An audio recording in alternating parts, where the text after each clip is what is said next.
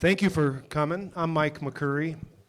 I want to thank you for coming to our Economic and Real Estate Summit. I'm excited to present some things. There are many folks in the know in our crowd, so I already know that. Realtors value having inside information about things, so I invited my realtor colleagues to come to this event and to help educate ourselves. And a number of town folks are here, business leaders in the community. Special shout out to Craig Bolts is in the crowd, our township assessor. Thanks, Craig, for coming.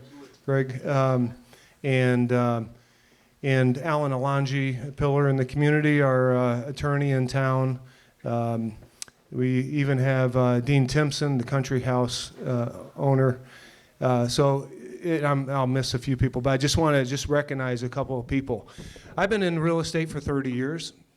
I started at 133 East Ogden Avenue, and for about 5 years with Coldwell Banker, moved over to RE/MAX for 15 years, and then moved over in the Village here with Coldwell Banker again.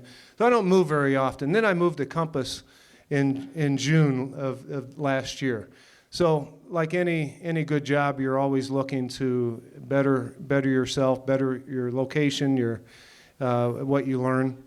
But a lot of you know that because you're my realtor colleagues. I want to introduce my panel, our panel today.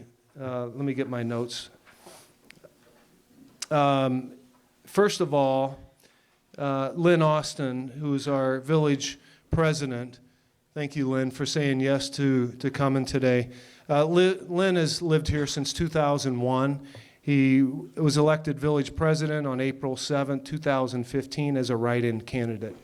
We'll hear some things from you, that your insight on living and being a volunteer in our community. Don Price, to his immediate left, is Economic Development Commission Chair. I'll read this one, it's a little longer. As chair of Economic Development Commission, Don participates with 4 other commission members as a recommending body to the village board. Their charge of the EDC is to review and develop ideas and programs to support existing businesses in Clarendon Hills and to attract new businesses and development to the community. I think that's helpful to know what the EDC is, and you'll share a little bit more about your insight. Dan Ungerleider, to my immediate left, is Director of Business Development for Clarendon Hills. He's the first face that you see, and if you didn't see the newspaper in the back, he's the face on that cover. I love that picture of Dan. That's, it's one of those where it's a fist-pumping, yes, we got this done.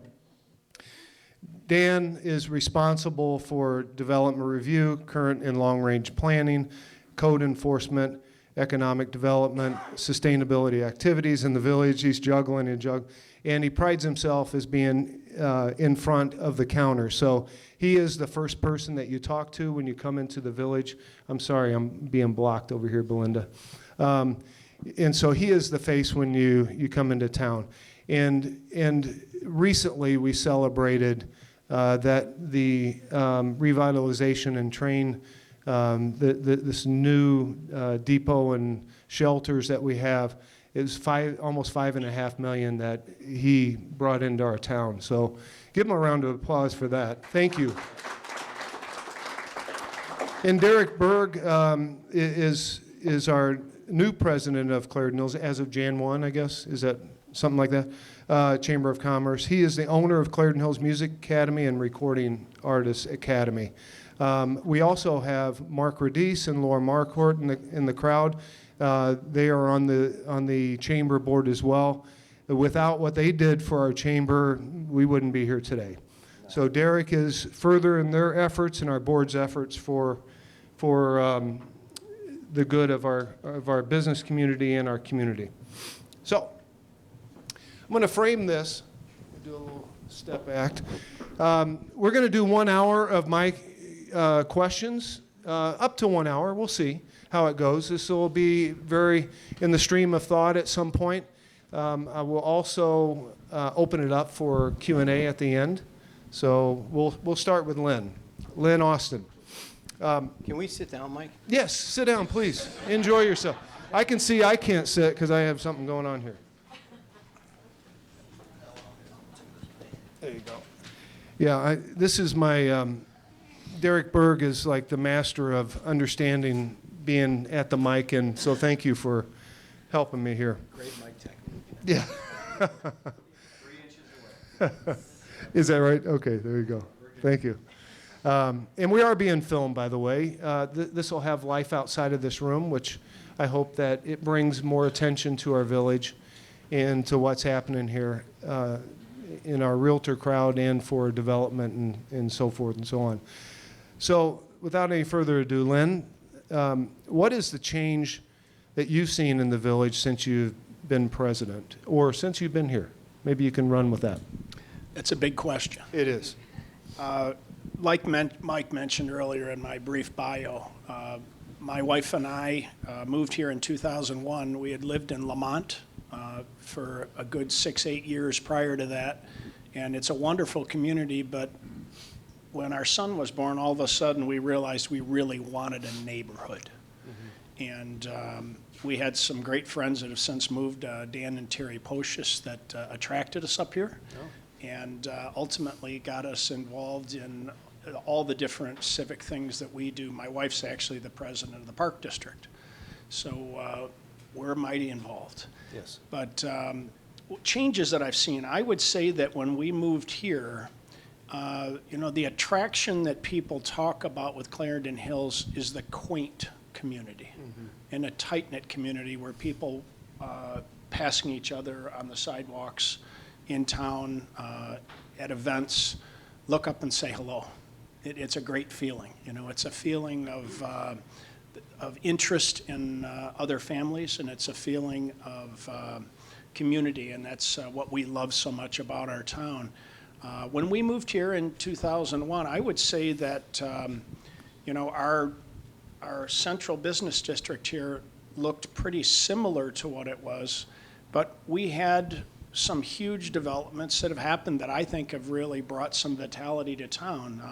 Mike Van Zant's building on the corner there is 8 luxury, beautiful condos. Each unit has 2 indoor garage parking places. I think it was innovative of Mike and all the families that live there. I think it's a great development.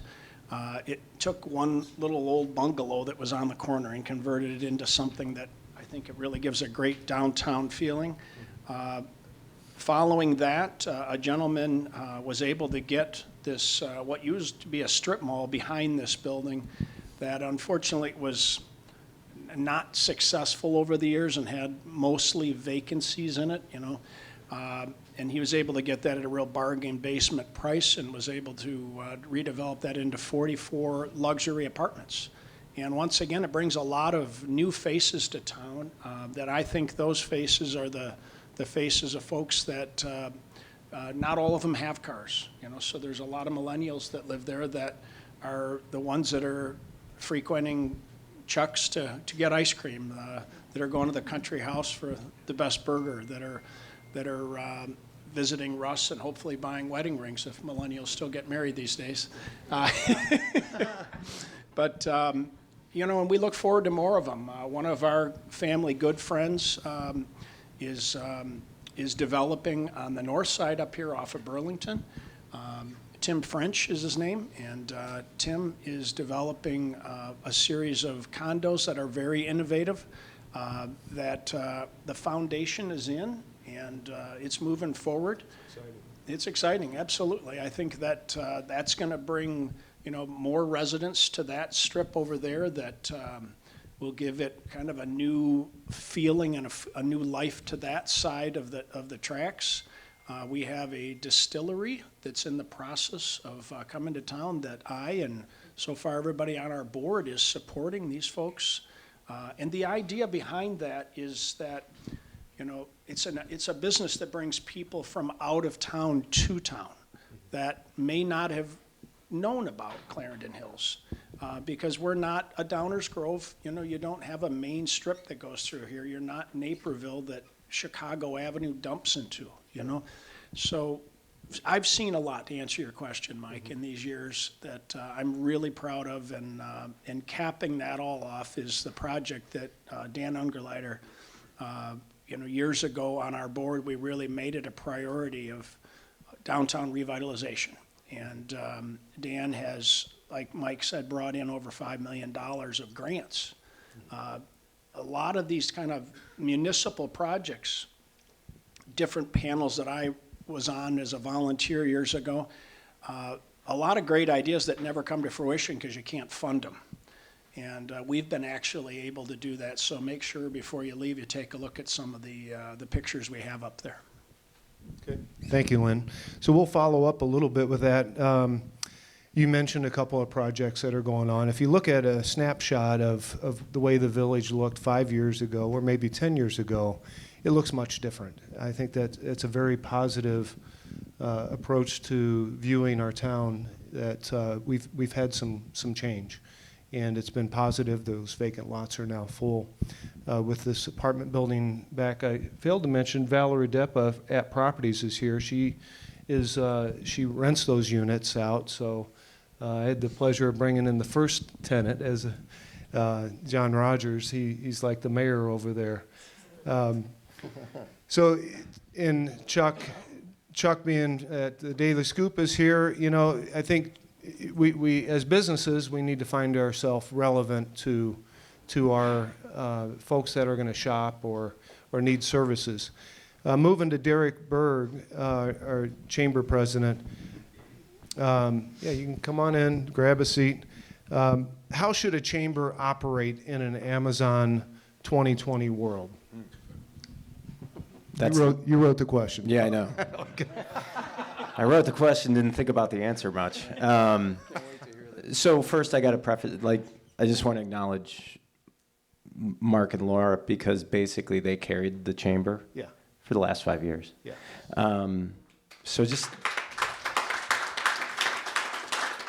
I honestly, literally the chamber was, I think you got a cardboard box dumped on a table, and they said, deal with it, and they took over, pieced it together, kept our events going.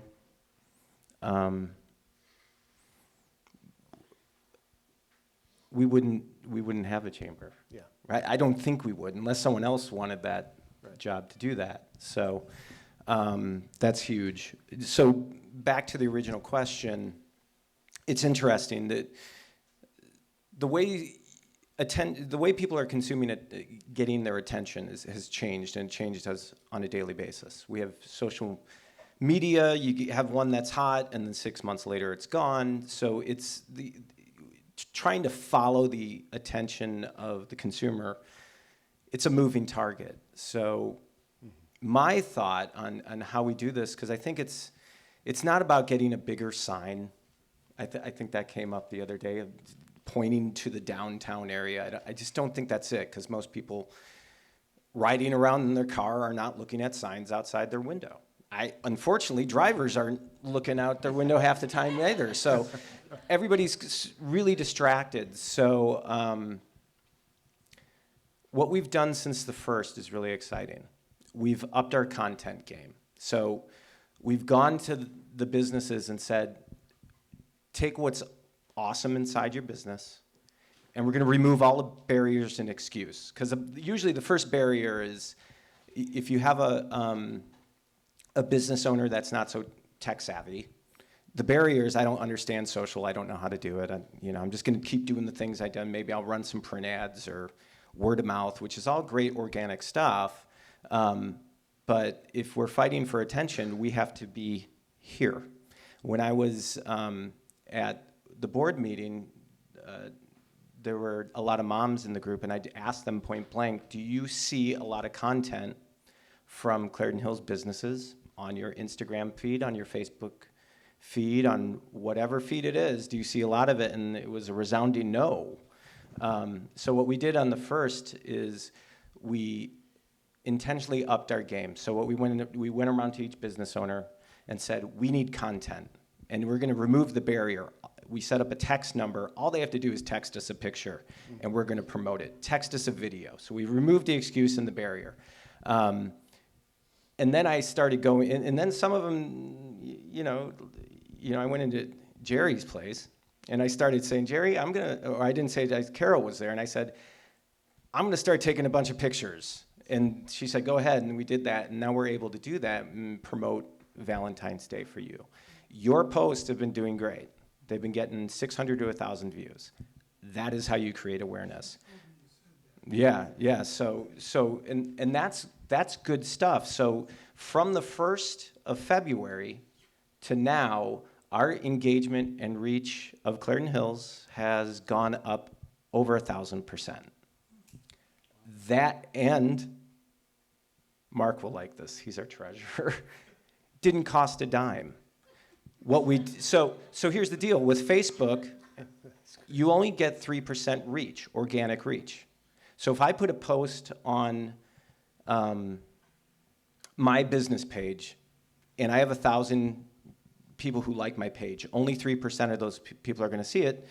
There's a reason Facebook is really smart. They want you to pay to play. If you want to reach the people that liked your page, you are going to pay. That is their business model, and that's why they're dominating. So what we did, there's a moms list, and we started a campaign called Share Local. So even if you don't come downtown to frequent a business, here's how you can help us. You see a chamber post, like it and share it. What that does is increase organic reach. So when I put a picture on my own businesses, but when we're putting it now, we're seeing with the chamber upping their game as far as the consistency. And we're doing right now 6 to 7 posts a day. Honestly, it needs to be 10 to 20 because of that organic factor. It needs to be a blast. It's hard work, and Meredith is helping out huge with that. And so now what we're finding, now that we're getting that extra rocket fuel on our organic posts, that's the thing that's really driving it up. So that's, it is content, take what's awesome in the town, distribution. That's how you create awareness. That's it. Yeah, fantastic. So I'll follow up with Dan. I know what you're most excited about, but my question is, what are you most excited about? But following up to that, what business opportunities are you excited about in the village?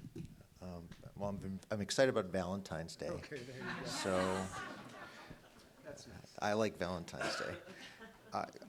Well, I'm excited that we are coming up to a changing moment for our community. I always get kudos for grants, bringing in grants for this community, but this community deserves those grants. This community earned those grants. We're not a community that's reaching out all the time saying we're poor. We're a community that says that we're smart. We're smart with how we spend our money. We're smart how we spend our resources. We're smart how we work with our businesses. So we earn those. So kudos to you and your board and the residents who live here who made this community so smart. We've spent the last decade putting together a list of tools to support that and to help entice and bring in more investment in town. The train station is the last part of that right now, and then we're about to finish actually creating a new financial tool to help incentivize even further. So now we have to go back to the question, since I kind of went from Valentine's Day to my blurb. So what was the question again, please? Not only what are you most excited about, but what business opportunities are you excited about in our village? So, well, I guess I did kind of hit that a little bit. I think we've opened up the doors for quite a bit of business opportunities. We still have development that room for reinvestment. We have room for new investments in our community, from Ogden Avenue down south of 55th. There's plenty of room to invest in this community, and we have the ability to work with that investor. And I'm very careful to say that we're all business people here, and it has to make sense to do business. We're not here to give away our funds. Jerry is, though, right? Yeah, he promised. So, so we've made it. We've got opportunities for investment. For instance, I know Tracy's Tavern's been up for sale for a while. That's a large piece of real estate that could become something really great for the community as well as folks traveling through the community. We have potential properties just here in downtown that are starting to look at reinvestment and how do we catch up with the marketplace. We've been working with our codes and our ordinances and our financial tools to help support those projects, because I know it's not easy to divert funding into something that might be considered risky. So I'm really excited about that. I'm excited to have a board that supports this. We've come a long way just since I started. Fun fact, my first day here, and Mike Van Zant was there, my first day I got thrown into a room just like this, and the manager who hired me said, "Tell them why it's great to develop in Clarendon Hills." And I said, "I had just figured out where it was. What are you talking about?"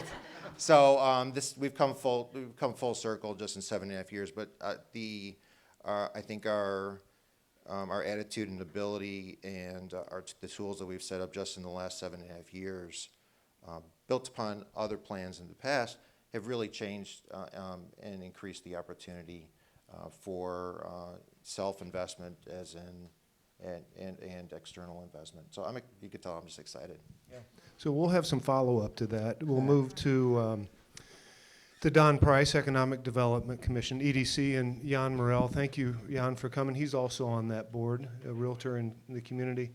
Don, what tools, what activities has the EDC been focused on the past few years, and what do you see coming? Yeah, thanks, Mike. We actually, for a small town, you'd think there's not a lot to do, but we've I think taken a three-pronged approach since I've been on the committee. I'm not sure if it was around before the current formation. So since 2016, we kind of chunked up our commercial districts, which are only three: Ogden, downtown, and 55th. We've done some limited studies, just trying to focus. EDC really is about is a think tank, trying to think about ways to stimulate existing businesses and attract outside development. It's as simple as that, and as hard as that. But in the case of Ogden, there's an existing TIF that was spearheaded by the development of the redevelopment of the motel property into the Infinity dealership. I think that's been a success. Dan could throw more stats at it.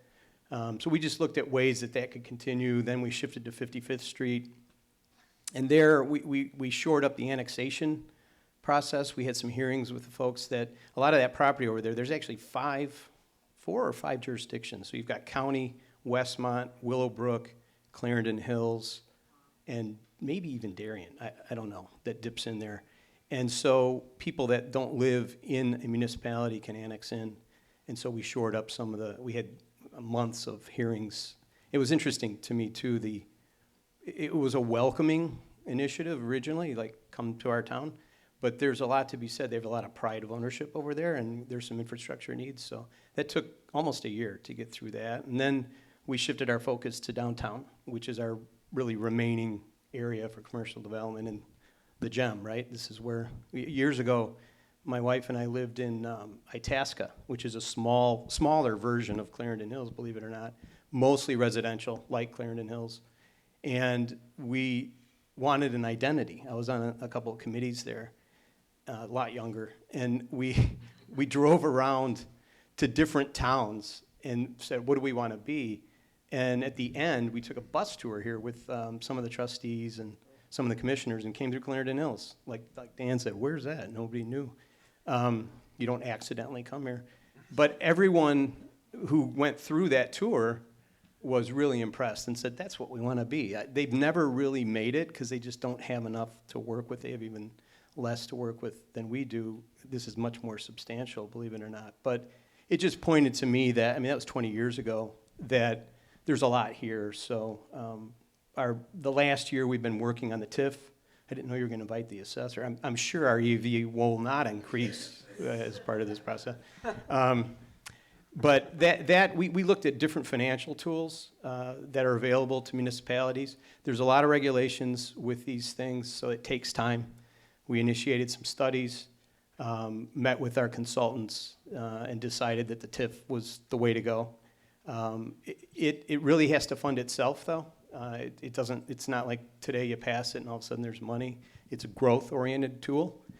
But in our case, I think it's really important because we're not going to have huge dollars in this TIF, but we'll have meaningful dollars. We have a lot of long-term property owners here that have held on to property for a number of years, that have a number of different uses.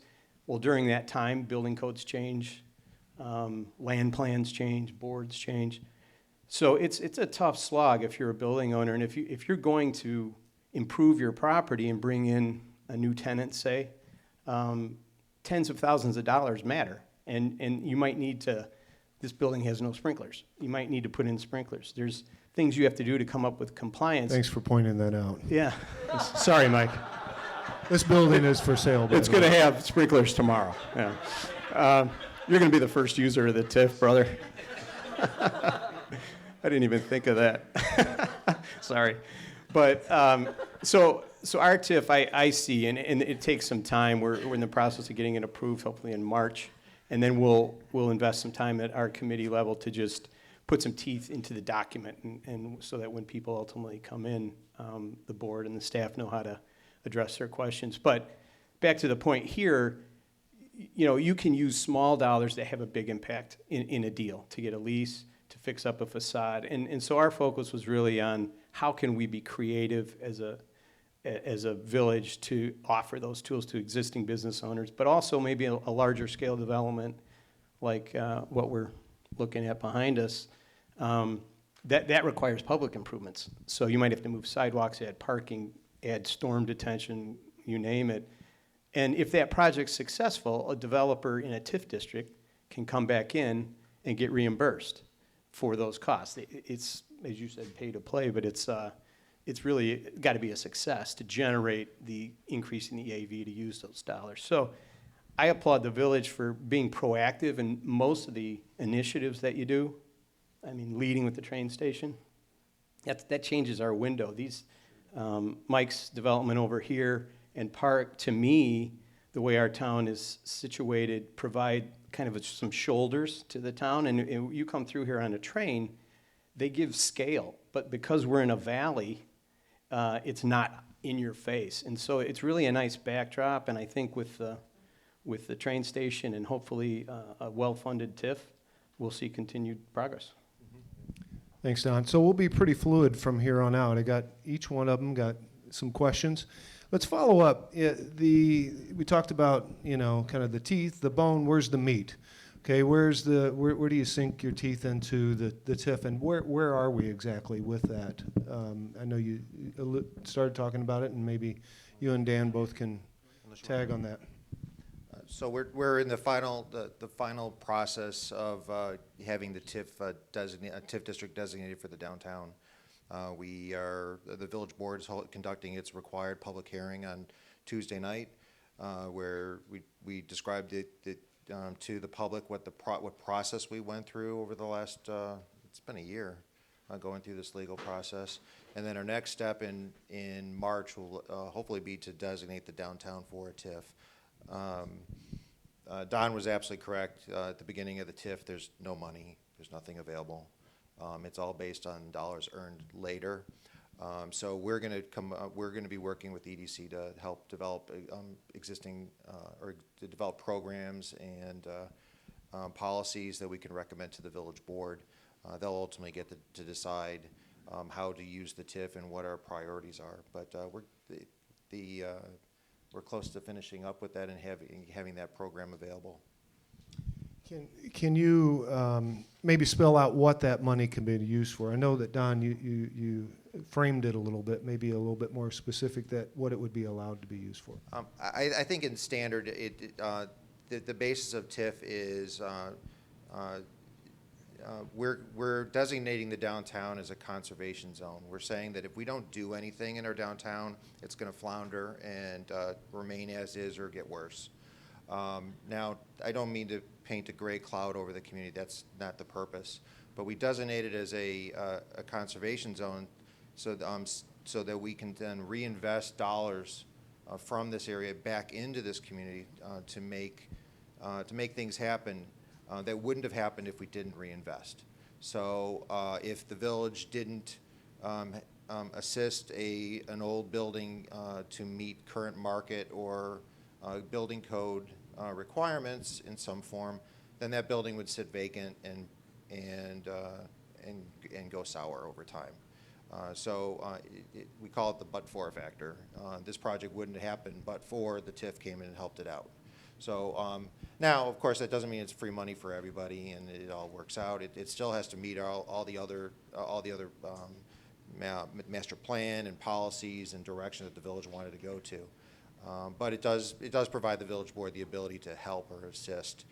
We're already talking about partnering with our local bank and other parties to come up with programs to assist.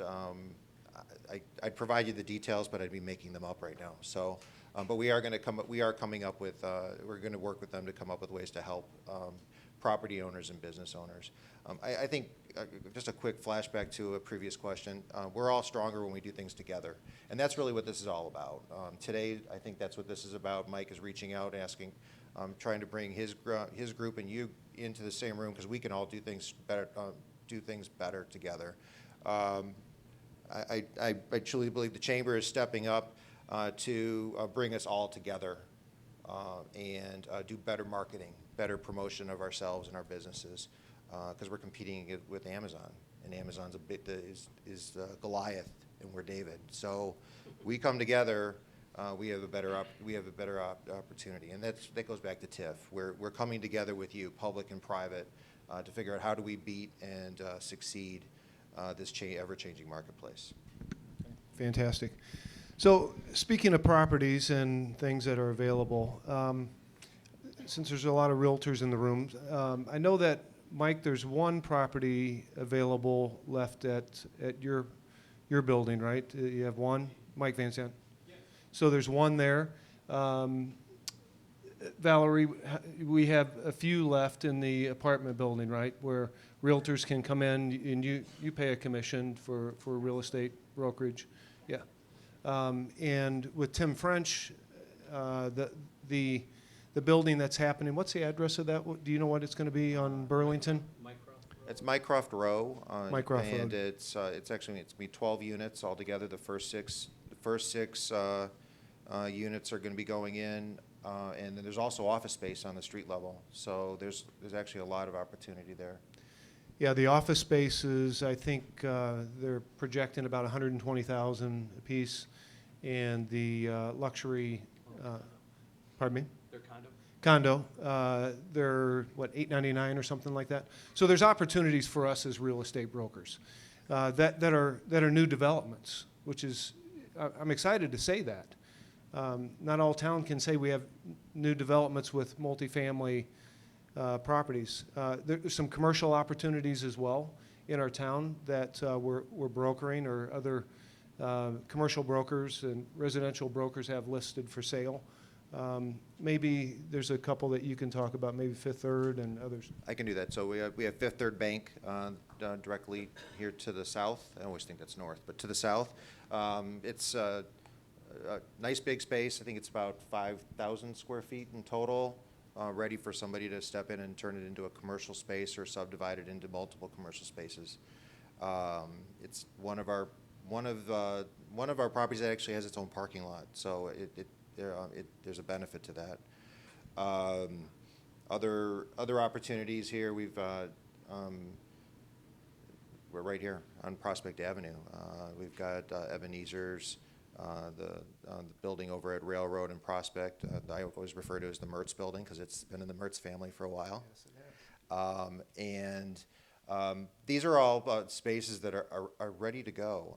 I mean, there's some tender love and care that need to happen with them, but they're ready. They have a prime front door view to the railroad tracks and Prospect Avenue. I already mentioned to you Tracy's, the Tracy's Tavern property that's available.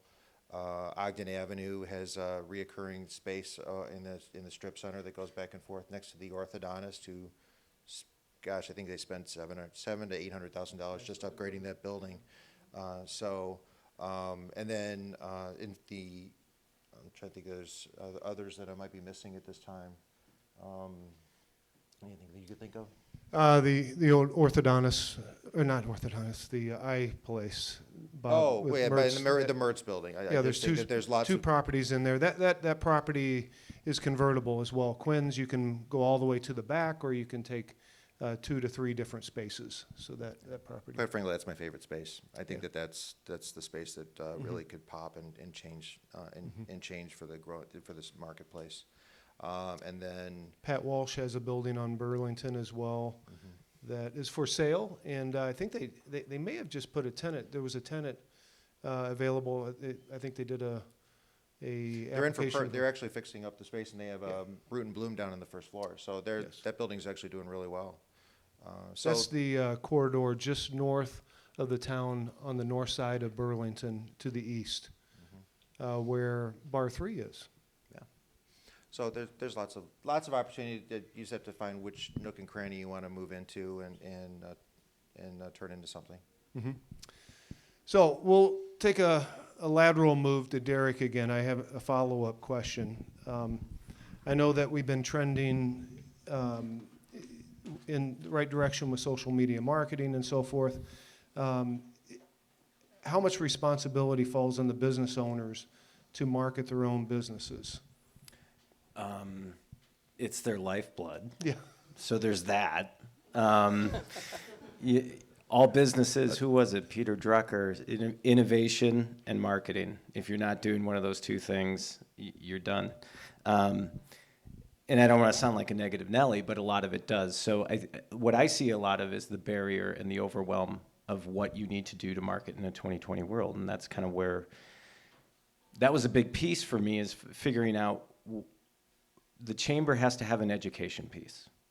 We have to show them. So even if that means me volunteering my time and going into a business and showing them what an Instagram feed is, what those types of things look like, how to do that, how much content you should be putting out, should you be doing paid, which everybody should be doing, but most aren't. Yeah. And the amount of money that you would put into an old school print, $1,000 into a full page, if you put that into Facebook, you're going to get, and not to say that print medium is not relevant. Is Mike here from the Candy Courier? I got to watch what I say, but I'm just saying it's a different medium. So the attention, you got to chase the attention. So how important, it's everything. What the chamber can do is a tool for the business, and we're going to take a little more of I like the idea of the chamber acting as a marketing agency. We're marketing the businesses, but also empowering, because that's part of the, encouraging is part of the mission statement. Encouraging to be independent. You can't do anything in the position of being a victim. And I think that is, if it's, if we look at the negative, and we look at 30% open storefronts, and we're coming in with that vibe, you're dead on arrival. So my thing is to think about, 10%, and this is something we actually voted in on our first board meeting, is 10% past, 90% future. So if our conversations are getting not in line with that, they're not productive conversations. The other thing is 10% problem, 90% solution. And I think that's really important, that as a business owner, we're thinking about the things that we can do to not only attract, but also ask that question, what business are we in? What are we, how can we maybe partner with Amazon? Because they're there, they're not going anywhere. So how can we use that to reinvest? I Want Candy is a great example. You guys do a lot of online, right? Yeah. What, if you don't mind me asking, what would that ratio be? 75% online? Wow. So they've put themselves in a position where they're not reliant on walk-up. They have it, it's great, it's an add-on, but they're using internet. Do you guys use paid ads? Or all organic? Sometimes paid. So they've gotten into paid, they're using organic, they're pumping out content. I want to get more content from them, but So that's it, and that's the thing. You're busy. You're a busy business owner. I don't have time to take a picture. Like we're trying to put these lollipops together, But it's putting the importance on that. Is content is king. So a lot of it falls onto it, but we just have to educate the business owners on how to do it, help them do that, and help them do it better. Okay, thank you. So shifting a little more towards community and why people want to live in our town, our chamber and our village is partnered up to bring what I call some of the hallmarks of events that we have. Dancing in the streets is one. The community counts on it. We'll close down the streets. I believe that we were a pioneer in the concerts, the closed downtown captive audience, and then many towns around us did that. We have a captive audience for our businesses. We close the streets. We welcome all these folks and children and families to come in, and excellent music and bands people bring. And we're not in the park. We're not outside of the businesses. We're in downtown. So I think it's really one of those hallmarks. Maybe you can share with us, Derek, again, for the chamber, it's not maybe all about business. It is some about community and giving back to our community through some of our other hallmarks. Maybe you can talk about that more. Well, The residents love. And I think Claire knows. I think that's true. So it's not all just about being a marketing agency, and no one knows this better than the ones that put on Daisy Days almost single-handedly, Mark and Laura. Those flagship events, the Daisy Days, the Christmas Walk, the Farmers Market, those things are great things for the community, and it brings the community down to the village, and it's just to feel good. It's a karma thing, it just gets them connected. So I think that the connection with community is huge. We can even go better on it though. Like as far as the one thing that I love is that where's Luke? Where is he? So Luke's around town. He makes the rounds. So today I talked to Luke about, hey, you're already out there. You already have your cell phone. Could you be my guy to capture content? And he said, I'd love to do that. I said, And he's one of my photographers today. yeah, and I also told Luke, we can't pay you yet, but that's position. But at some point, it would make sense to throw him. So if that's if that's a value add. So what we did is I love the idea of getting the smart people that we already have in the community on board. We're looking at getting consultants in marketing. Consultants are expensive. $3,000 to $4,000. What I like the idea of is, and we've already started this, we built out a whole community side of our site. Usually you go to a chamber site, you go into the front, and it's a mishmash of business and some community, and you don't know what's which. So the first thing we did was we had an entrance for businesses. So when you go in that entrance, it's almost like a separate website for everything that's relevant to them. Then we have a community build-out. So the idea of doing a community build-out is we have a destination space that we're attracting the community to. One of the things that we're looking at, because the moms list is a big thing, the dads list is a growing thing, is doing a think tank with more kind of like a focus group with moms. So if I could reach out and I can say, hey, do we have, we're looking for a marketing consultant or someone that can help us with that, someone who would love the idea of helping the local community coming in, volunteering their time or a huge discount, and helping the chamber out to figure out marketing without us having to use chamber dollars to figure that out. I think that's a good thing. Legal advice, CPAs, they exist, and I think they would be, and that would be even better than frequency, like just going to a meal downtown, giving up your time. So really trying to look at that as far as bridging the community into what we do as a chamber to help their town. So, Hey, Mike, I had a thought when Derek was talking. When you're marketing a brand, right? So Clarendon's brand is community. I mean, that's why we moved here 20 years ago. We went to dance and went, wow, this, over the years we've gone, and that's the identity, that's the brand. rooms full of realtors. What I wonder is, you guys sell in all the surrounding towns, Hinsdale, Western Springs, LaGrange, you're everywhere. When you're selling here, what's the pitch? What do you sell as the identity of this town and why someone should come here? That'd be interesting. Yeah, I'll answer that real quick, and we'll shift over. I think it's something that's hard for people to quite understand, and it's not something that you can write down on paper. But when my children are able to come down to Daily Scoop or get their hair cut at the Madison Barber, or go to I Want Candy, I'm not worried that they're traveling down LaGrange Road. It's a safe town. The safety is key for me as a parent, and they can walk into the village, and I'm not worried about it. That's hard to articulate to people.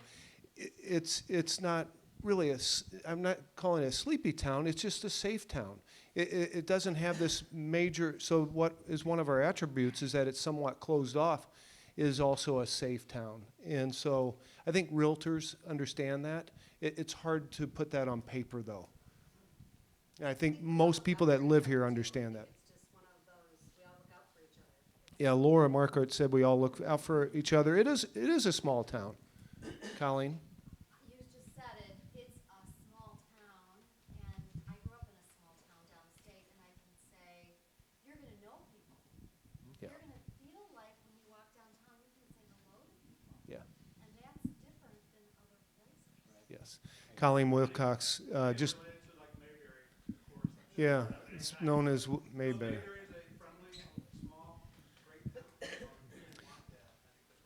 So for our online audience, we're hearing some comments from realtors, Colleen Wilcox, Mark Radice, saying that it's somewhat like Mayberry, but an updated Mayberry. Colleen says, you know people in a small town, and that's comfortable. And if my child goes missing, I know a lot of people that will immediately tell me before I even know it sometimes. Can we shift and then maybe come back to Dan? Lynn, a question for you as a volunteer. To volunteer and to get your name as a write-in on the ballot to get elected president, why the heck would you ever do that? No. Why? What motivates you to be a volunteer in that high capacity? I know it's a lot of work, but there's something driving that innately for you, obviously. And what is it about our community that kind of pushes you out there to go outside of your skin and do that? And then to re-up for a second. Yeah. To re-up for a exactly. second turn, Don said.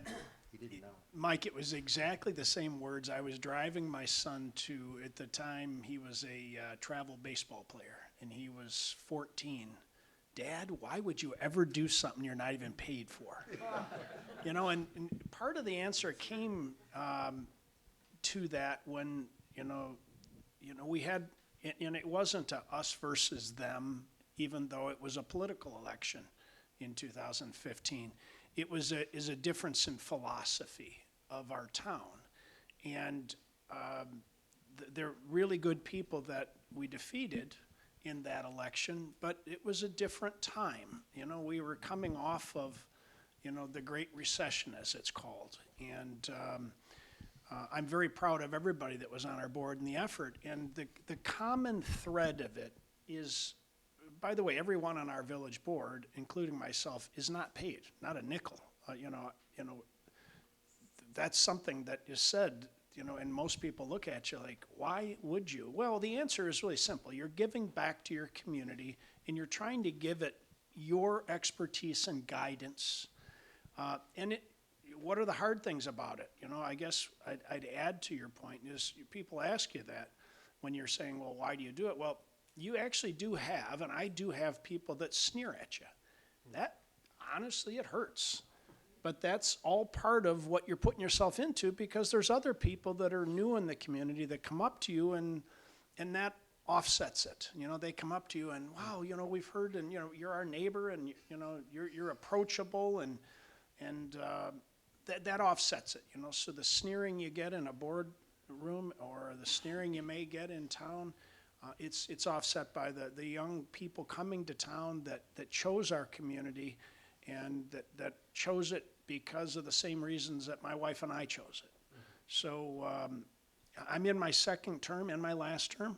You know, that's the way I look at it, is that we've brought and fostered a lot of ideas, you know, and supported business ideas, be it Mike Van Zant's, be it Brad, the developer of the apartments, be it the multitude of different things that have happened here. You know, we're a community that well over 50% of our housing stock's been redeveloped. So that's people that are coming in and investing.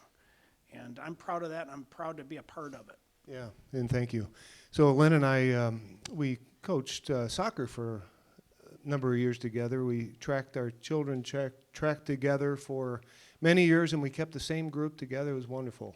And all the parents always thought we were the best, right? Yeah, exactly. So, you know, I look around the crowd and I see many volunteers, you know, here that put lots of hours. And I think we had a tagline for Clarendon Hills at one time. It was the volunteer community. So it's just something that brings you in. I know I see Nancy Koshik here. She does a lot for the community. It's just something that is you just do in our community. And I think when we as realtors bring people in town, those two things you kind of flush out that are the safety, and you can see a lot of people rolling up their sleeves and getting busy. So, thank you. To follow up with Dan, you were burning to take the microphone before. We were kind of shifting back towards maybe business a little bit. We've kind of rounded it out, talked about some of the properties and why come to Clarendon Hills and some of the tools that we have in our town.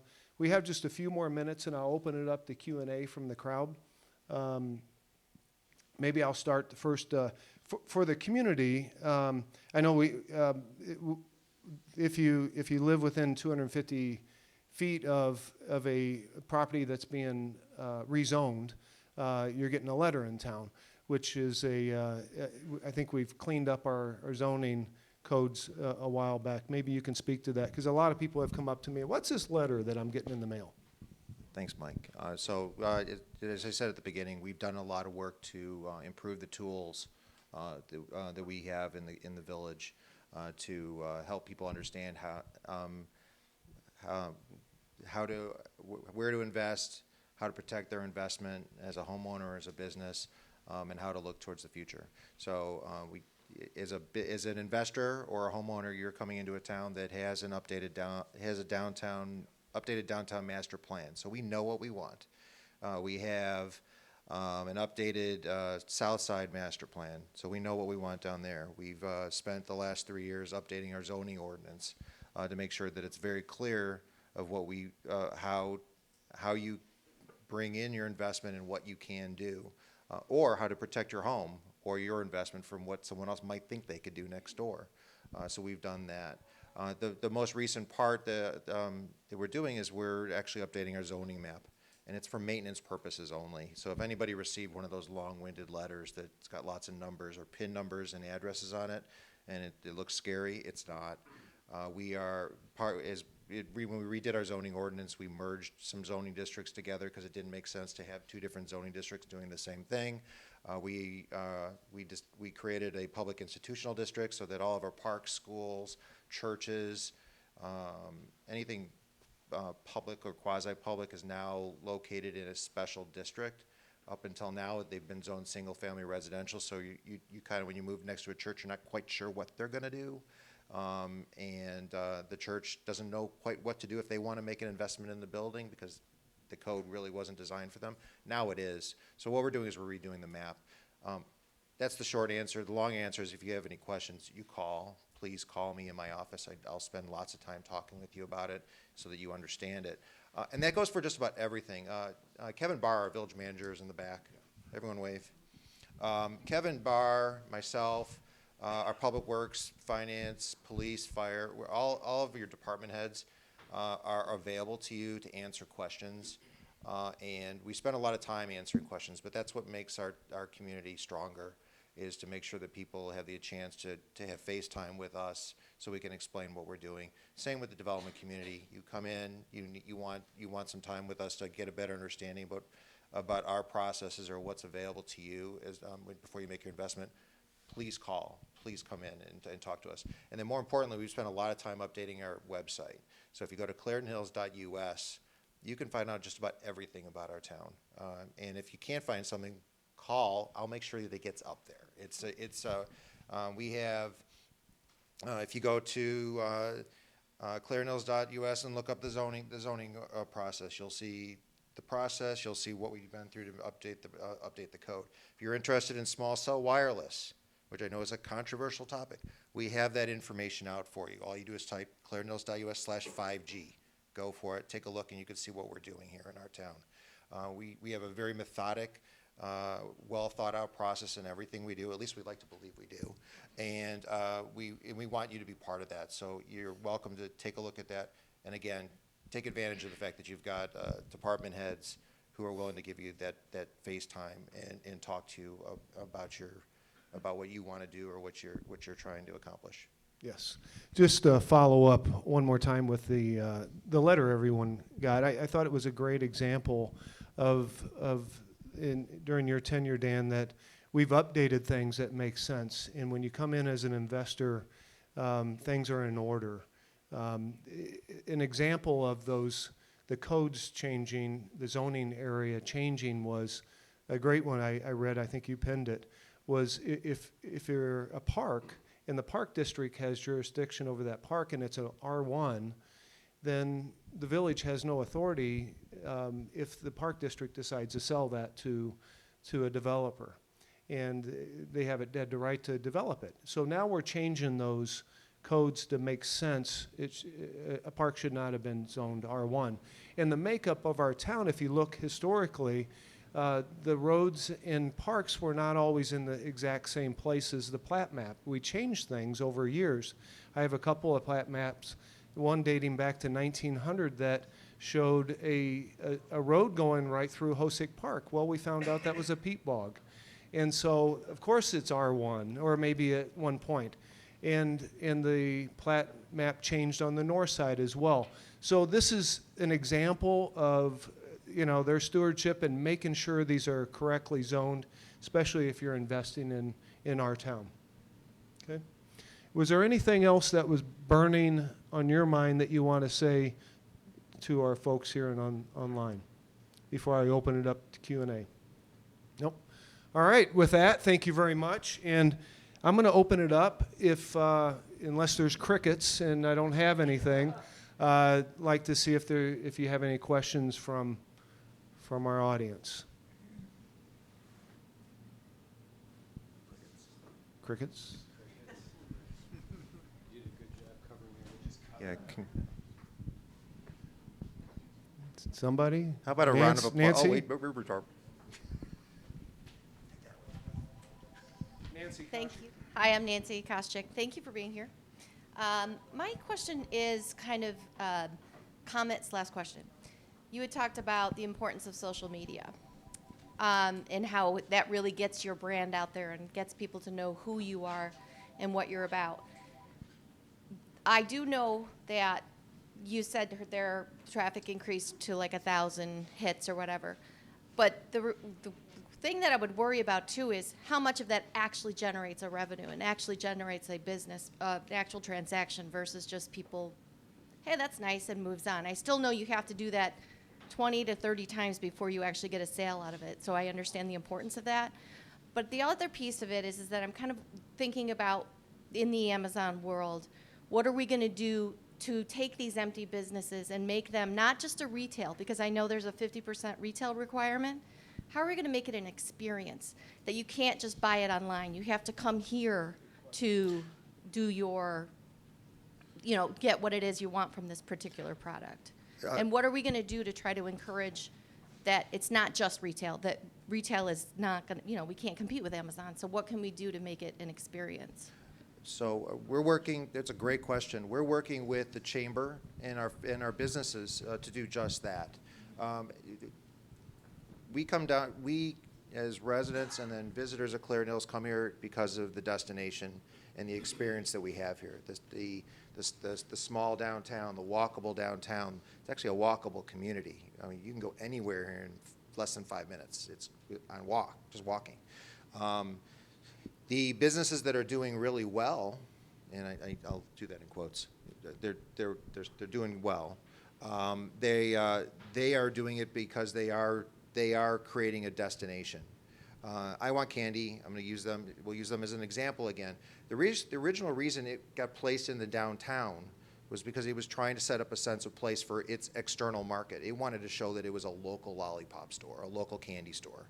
And I don't think that's still the pitch, so to speak, okay? They are a local store that produces candy that goes around the world. The experience of walking into English Garden, I don't know if you noticed this, but I know this when I walk in, it smells incredible in there. And it's not chocolate chip cookies, it's plants, it's fresh. That's an experience that you can't get on the internet. But the social media gets somebody in there, takes a look at it. The programs and the events that we have in our downtown give people the opportunity to go in there and catch that smell so that they remember later on, where did they get that feeling? English Garden. So we're constantly working with each of these businesses. Some businesses don't take it seriously, but the ones who do are doing well. I think another experience or another project, business here in downtown is Learning Express. That's an internet business. But your experience walking in and being able to have your presents wrapped and get personal attention to bring your gifts back to your grandchildren or your children or wherever, that there's an experience with that. Mike described me at the beginning, and because I take this all to heart, my approach of walking around the counter, that's the Macy's experience. Okay, I learned that by when you go to Macy's and you're complaining or you need something fixed, that person always comes out around the counter and talks to you, and it makes it personal. And those are the things that we're trying to work on. And the Chamber, in addition to all of its market, in addition to social media, we're looking at different ways to find ways to teach that and share that, how to reach that goal in each business. But I think that the truth is that we can't get everyone to follow that. So we do our best. We teach it. We repeat it. We best by example. We teach through example. Chuck's Place, everyone knows Chuck. As a matter of fact, I just called it Chuck's Place versus the Daily Scoop because it's Chuck's Place. That's a special place that you only find in downtowns like this. Country House, another great example. They could sell burgers anywhere. They could sling them just about anywhere, and they could probably taste the way you make them. But the Country House is incredible. It provides an experience in this old historic building that they protect tooth and nail to make sure it remains that way, and it becomes a destination. And so I guess I'm expanding on that, but we're trying to teach through example, point out the successes, and help with the challenged businesses as well. If you have any ideas, please share them. So the metrics, 20 exposures. So that may be true for the print. Like I know the number you're talking about. If I'm running, so when I run a campaign to my music studio, if I have to have 20 exposures, and I have a pixel, so I'm running an ad, I'm going to a conversion page. If I have to get 20% or 20 exposures before I get someone to convert, that's a bad campaign. I'm going to stop that and either change the creative or change the landing page. So everything, more than ever when you're using social, highly measurable, and I'm going to pixel you and I'm going to put a cookie and follow you on the internet wherever you go until I get that conversion. You cannot do that with traditional media where it used to be 20 exposures. I think it used to be even 10. When everybody got distracted, now print media, you have to have the 20 exposures. But with technology, if you set your campaigns up right, which is a lot of work, to do it right, if I Want Candy wants to get a conversion sale on their website and they're running a paid ad, they're seeing how much they're paying per click. Now, usually on Facebook, it's about $1.50 per, if you're good, like $1 a click. And then if you have what you do is you put a conversion. When someone does a buy, it's going to tell you how much money you made for that sale. So you might be in more $5 to $7 per. If you get $7 a sale and it's a $50 sale, do that all. You repeat, rinse and repeat. You can't measure it with the old stuff. When it comes to branding exercises like Instagram, you're either doing a branding post or you're doing something that's going to convert. You're selling. The branding stuff, like you mentioned, it's hard to measure, but what's the alternative? Not branding and being in the place where attention is? I don't think that's great. So it's really hard to measure. Like when I have an Instagram post, I'm not running a conversion pixel to it. I'm not selling them up something. I'm not having them click and going somewhere. I'm putting like a picture of a kid rocking it out. My metrics on that is how many people are liking it, how many followers I'm getting after it. The chances of that person who calls remembers saying, I remember I saw that one picture and that's what inspired me to call, you never get the accurate answer anymore. So it's really hard to measure branding posts, to your point. So it's a loose branding exercise. Just like when we do a Daisy Days, how do I know 6 months later that someone saw my sign sitting out and drinking in front of the band and that was the first touch point? So there's multiple touch points and it's really difficult to measure, but when you're running an ad, you know exactly where your traffic's coming from and if it converts. So that's the nerdy answer. Yeah, just to expand on what you're saying, even in our business, we're in a couple of different businesses, but in development, brand awareness is everything. We have a brokerage company, so people will call and say, yeah, I saw your sign out in the middle of nowhere. It's probably multiple touches that in today's world, you have to be visible.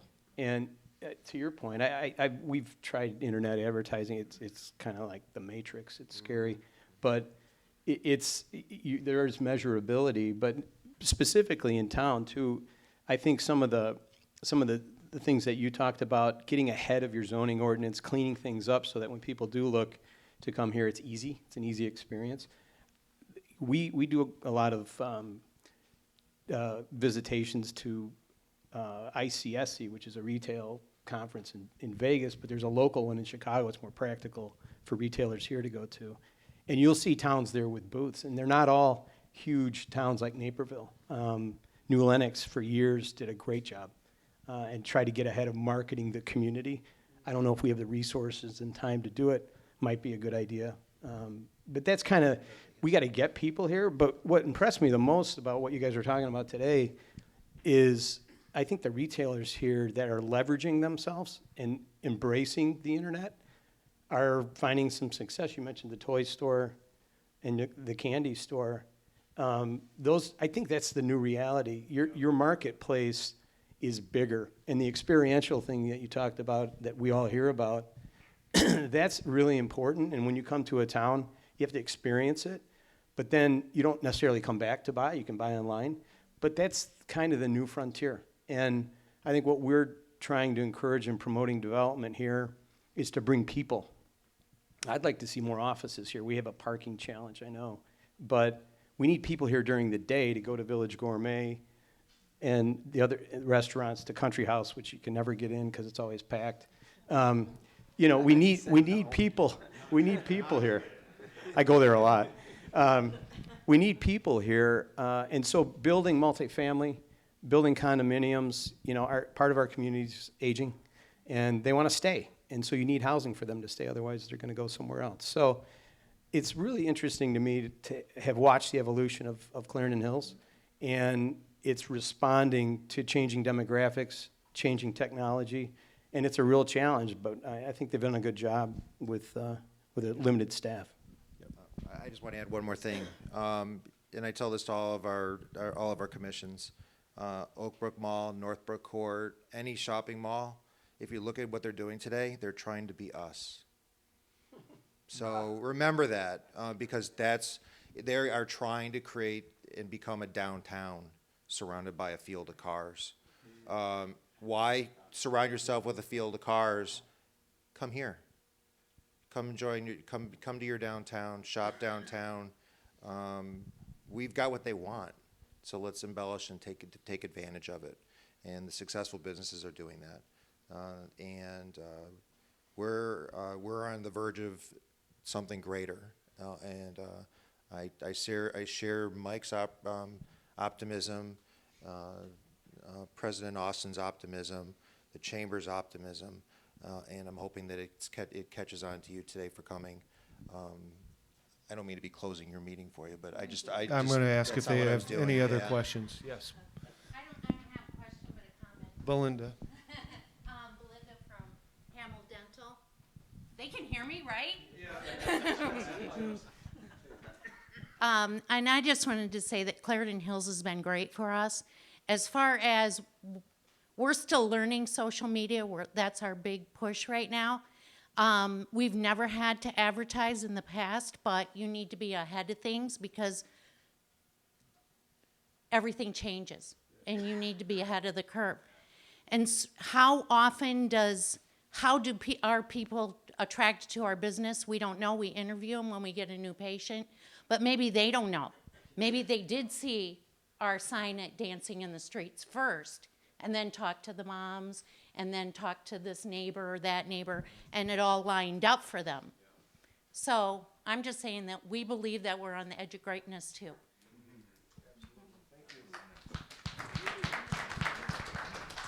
Open it up for any other comments or questions. This building is for sale. So if anybody wants to take a tour of it, I've turned the lights on. It's a wonderful kitchen. It's about as big a kitchen as you've ever seen. The basement's amazing. It's a lot of food grade. You know, you can do prep down there, lots of storage, 4 coolers. It's just outstanding. And anybody wants to take a tour of the old Quinn's building, I'm happy to show you through that as well. So with that, I want to thank you all, and I want to thank Kathy Calnis, our broker, Compass, for coming here. I know Linda Feinstein is one of our new brokers as well that came today. And for many of the other folks in the crowd, Russ Zabler, a pillar in the community, his Zabler jewelry here, right next door, Jerry from the Hallmark store, Diane from the bank, Clarendon Hills Bank Wintrust. So thank you very much. I appreciate everybody coming today, and especially for you all saying yes to this. I'm sorry, Rusty Shield. Thank you. Anybody else I miss? Rusty from State Farm. Yeah. But for saying yes and for volunteering your time. I know you get paid for it, but you do a nice job. So thank you. It's been, I thought, a helpful panel to understand what's going on in Clarendon Hills, to my colleagues and to people in town, Economic and Real Estate Summit. So thank you very much for coming. Have a great day.